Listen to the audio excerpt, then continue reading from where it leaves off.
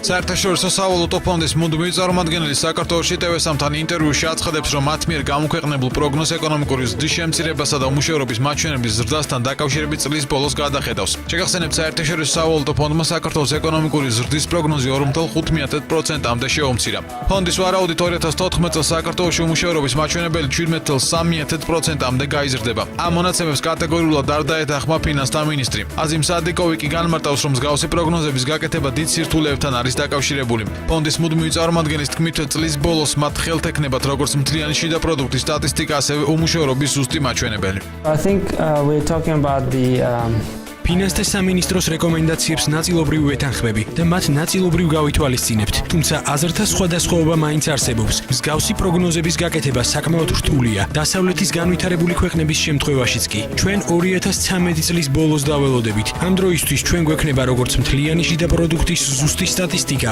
ასევე უმუშევრობის დონის ზუსტი მაჩვენებელი. what our projection is based on. სავალუტო ფონდის მუდმივი წარმომადგენლის განცხადებით, ფინანსთა სამინისტროსთან კონსულტაციები მიმდინარეობს და ფონდის სამინისტროს ყველა რეკომენდაციას ნაწილობრივ გაითვალისწინებს. We have some models and we use some econometrics. სამინისტროსთან კონსულტაციები უკვე დაწყებულია. აღნიშნული პროგნოზი რამდენიმე ეტაპად შემდგარი კვლევის საფუძველზე გაკეთდა. არ გამოურიცხავ, რომ შეცდომა მართლაც იყო, ამიტომ საკითხთან დაკავშირებით სამინისტროსთან ინტენსიური მუშაობა მიმდინარეობს.